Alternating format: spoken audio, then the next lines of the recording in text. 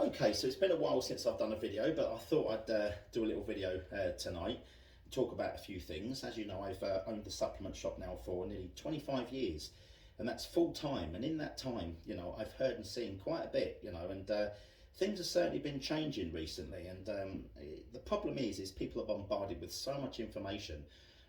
It wasn't like that back in the day because we didn't have social media. So obviously now for anyone who's starting out, this is very, very difficult now because obviously they go online and they're hearing this, hearing that, and it's very complicated. And people don't know where they are.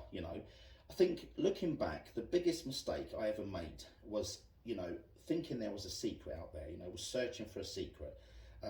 Instead of concentrating on just my training, concentrating on my food, concentrating on my rest, I started thinking that there was something more to this, and I see this all the time at the moment. So people are going to top coaches, spending loads of money, and yet there's people that I know, so many people that I know that have, got their pro cards, won Mr. Universe and won massive shows, and haven't had any coach. They've just stuck with the plan and and got in shape and won the show. But now, people are wanting to know all this information that is really unnecessary, certainly at the beginning of your journey. So the biggest problem I see at the moment is diet. People talking about diet. So a lot of people say, I don't want the diet off Mark because Mark does not give us the foods that we want. Mark puts us on such a strict diet when you don't need to be. You can have a bit of junk food.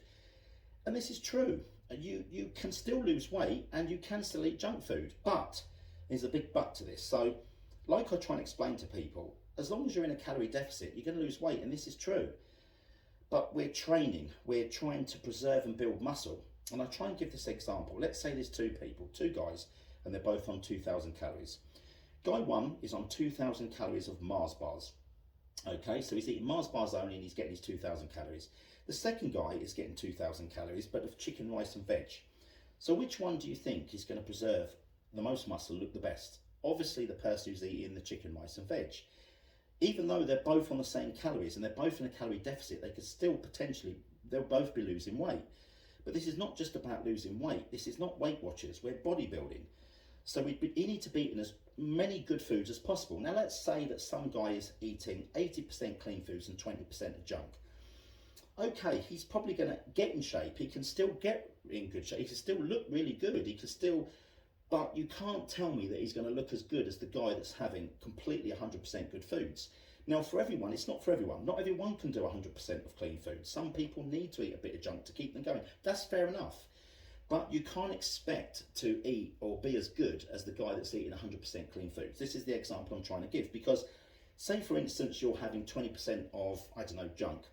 Surely if you're eating that 20% of, like, say for instance chicken and foods that are most nutritional, most benefit to you, rather than just having junk that's got no benefit for your bodybuilding at all.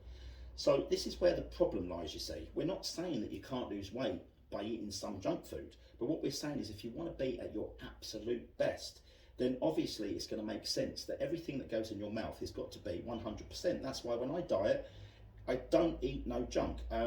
Yes, there's a place for cheat meals, but again, the cheat meals can be a problem because instead of having it when it's most necessary, people start putting them in every week. I don't believe in that either. Most people these days I see are not getting in shape, they're not getting ripped.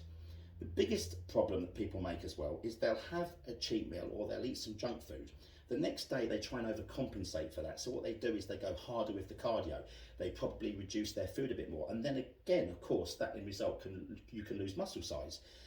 So this is the problem, you see. People cheat a little bit, they try and overcompensate, they lose muscle, they eat a bit of junk, okay, food, which could be used, they could be having then calories as good foods, obviously.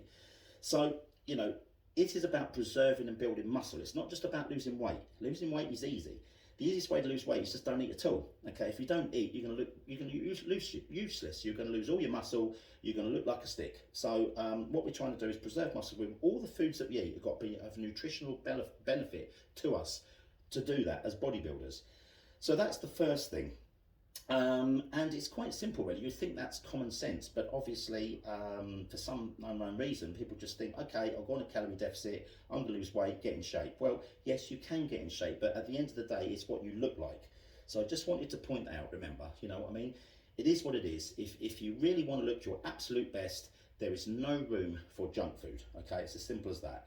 The more junk food you put in, the further that's going to take away from your goal. And if you can eat completely clean, and you can do it, which not everyone can, then obviously you're going to be at the very best you can be. And that's pretty much it.